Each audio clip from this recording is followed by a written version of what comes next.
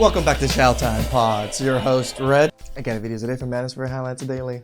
Again, please like, subscribe, comment down below. I really appreciate that. Let's get that. Ciao. The mouse Utopia is here. And what we see in the data is that Americans aren't just spending more time alone year after year, decade after decade. There's actually never been a period in recorded history when Americans have spent so little time doing face-to-face socializing and so much time being alone. The last 1,000 animals born never learned to develop the social behaviors. The lone wolf, the Einzelgänger, the loner. These are the men who walk alone, thrive alone, and embrace solitude as their greatest strength. But let me ask you this. What if that's not your path? What if solitude doesn't feel empowering but isolating? What if it's draining instead of fulfilling? You ever look around and wonder, where is everybody? Why does it feel like people are disappearing? Not physically, but socially? Well, it's not just in your head. I mean, tell the truth, I am part of this. I've spoken about it before on my channel. The more success I acquire, the more things I acquire in life that leads towards success, it makes me want to talk to people less. It makes me less empathetic towards people. And it just makes me not want to associate myself with so many people. I don't know if I'm becoming such like a psychopath or something like that, but like when my drives are just so apparent in my mind that everything else, like socially, doesn't matter as much as the drive itself. This is the loneliest era in human history. Welcome to Manosphere Highlights Daily. In this video, we're tackling the loneliness epidemic gripping modern society, breaking down the sociology behind it, and of course, exposing some of that dating foolishness. Human behavior impacts society, and society impacts human behavior. It's a never-ending cycle. For this discussion, we're diving into a segment from CBS Mornings, where they call this era the antisocial century. More people than ever are choosing to be alone. But at what cost? Let's talk about it. Ain't that a man? We talk about a loneliness epidemic. People talk about the crisis of loneliness in America. But what you point out is that a lot of people hearing my voice right now may not actually feel lonely, but based on all the data and the argument that you've pulled together, they're still spending a lot of time alone. And that time alone is contributing to a problem. Do I have that right? Yeah, you do have that right. There's a difference between aloneness and loneliness. I mean, there's many times that I spend alone. You know, I'm the father of a 17-month-old, so there's times when I spend alone at a bar or, you know, just like having a drink by myself, and I'm like, oh my God, thank God, this is the next thing to heaven. You know, sometimes being in a state of quiet by yourself is a lovely thing. But chronic loneliness, being alone day after day, being alone more year after year, that's a real problem. That tends to correlate with much less happiness and with serious problems both for individual health and I think for community health. And what we see in the data is that Americans aren't just spending more time alone year after year, decade after decade. There's actually never been a period in recorded history when Americans have spent so little time doing face-to-face socializing and so much time being alone. I mean, that's according to official... I mean, even when I was younger, there was a lot of community events. There was a lot of these other things that were around because women were a little bit different. Remember, women create community. They create a lot of these things because most women were stay at home. They had the ability to do these things when kids went to school and all of this. Now that boss babe, everybody's working, women are working. The community got diminished to nothing.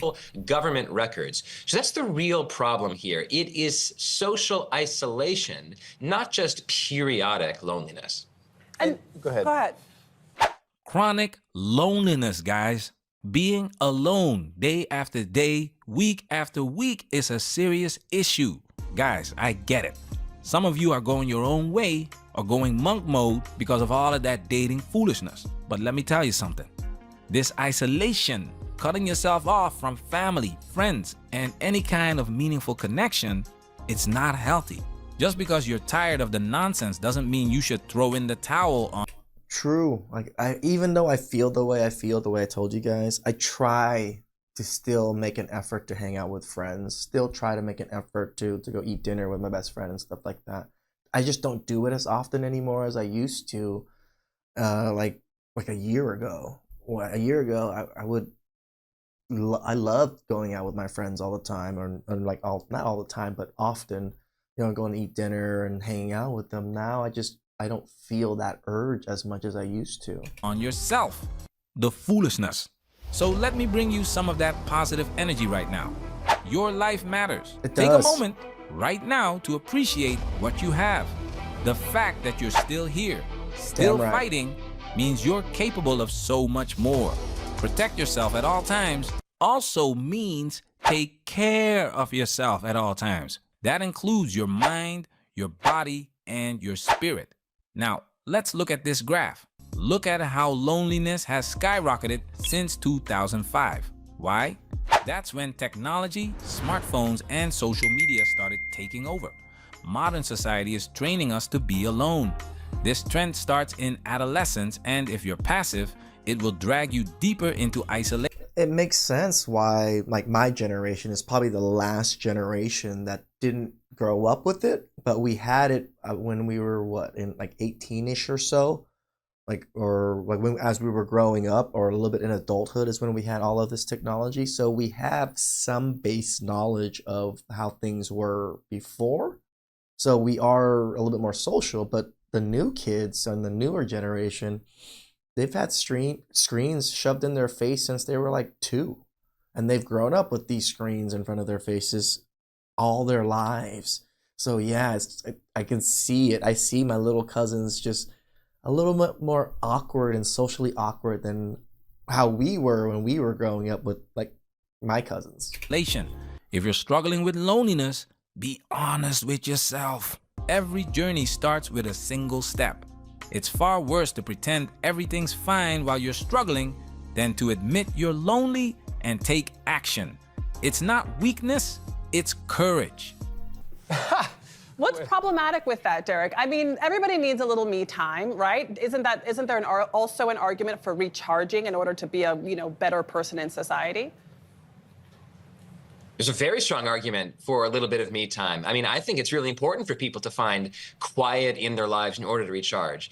But one thing that I think our devices, our phones, our screens do is they make our alone time more crowded, because when we're alone, what do? We pull out our phones and we spend time in the minds and crowds of other people, which are often very anxious, often very angry, often very negative and emotional. And sometimes when we're in a crowd, what do? We feel a little bit of social anxiety, we pull out our phones, and suddenly we're alone. So in a weird, almost paradoxical way, our alone time is more crowded than it used to be, and our time in crowds is more lonely than it used to be. And this makes it harder, I think, to have true social connection. And so I think it's really important to recognize that, yes, of course, it's great that people have time to be alone, time to find real quiet.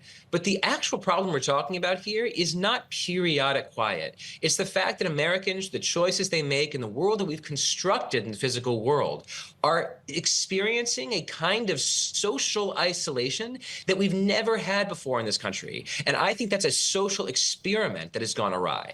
This gives me serious Mouse Utopia vibes. Have you heard of the Mouse Utopia experiment? It was a behavioral study where mice were given a perfect environment with unlimited food, water, and space.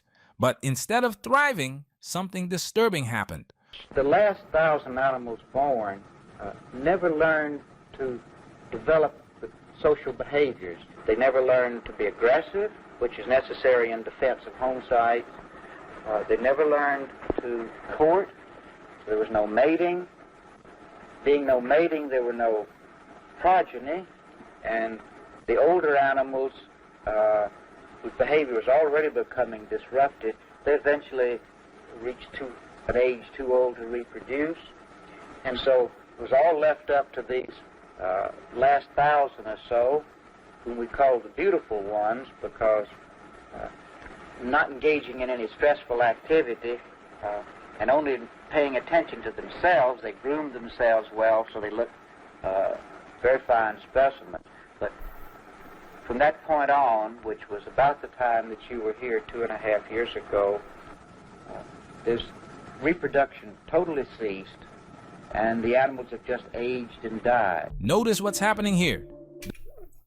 Sounds like America. The mice stopped mating. They stopped socializing. Instead of forming strong groups, they retreated into themselves.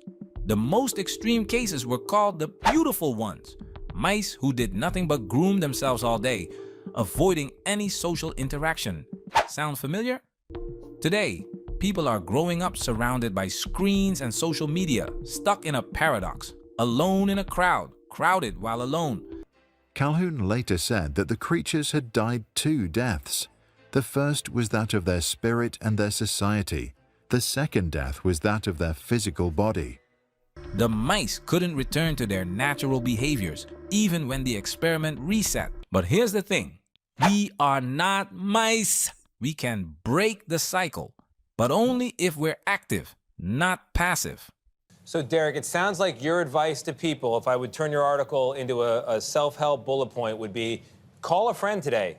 Make a plan to see that friend in real life and put the phone down while you're together. What I want to do with this article is I want to hold up a mirror to Americans' behavior.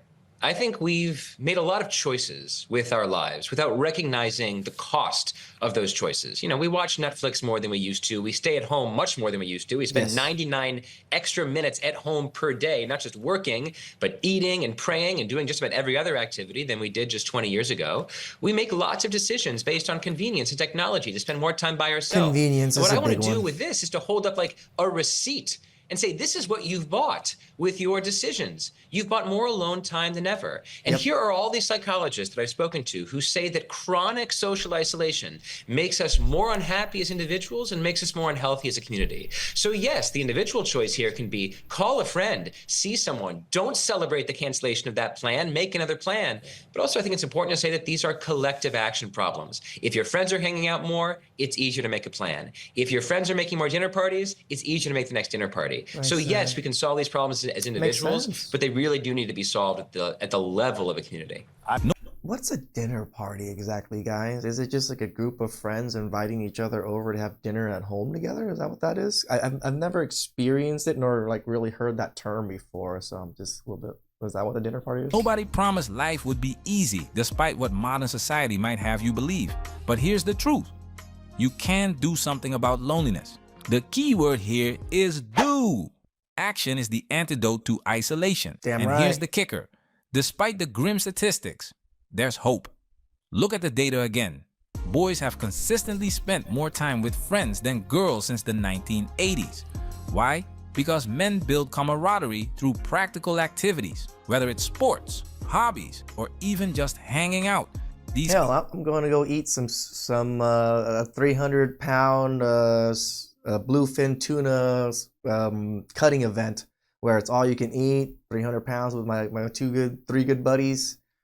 All you can drink sake. I'm not going to drink anything, but it's nice to enjoy time with friends. It is nice to enjoy times with people that you have connections that have gone through things with you instead of just looking at the phone or even spending time with me. Spending time with me, watching me isn't really us spending time together, by the way, guys.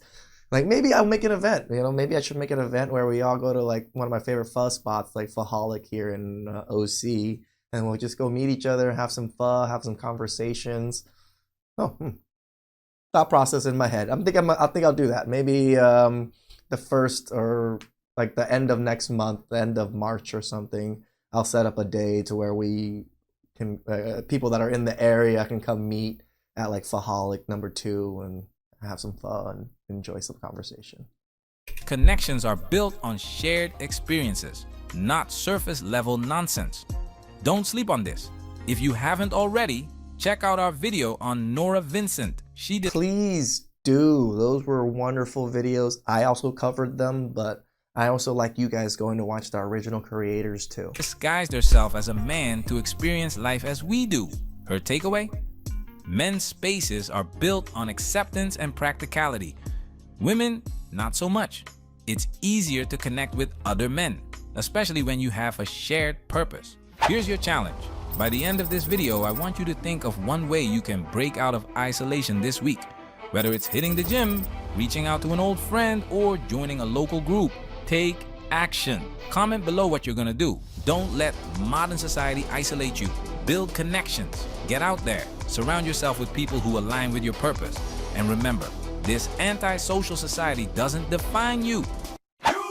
You define you. Damn right. Shout out to channels like MHD, always trying to get men to do better and move and do things. Yeah, get out there, man. Again, I will make a post probably on the 1st or something. I'll set a date and time. If you guys want to show up, I'll just be there. You guys don't have to sign up or anything. It's just going to be like a set date, probably like noonish or so at a restaurant. If you guys show up, if you do, great. If not, it's okay too. Like I'll just set up because I want to go eat Faholic that day anyways. Please like, subscribe, comment down below. I really appreciate that. And I could give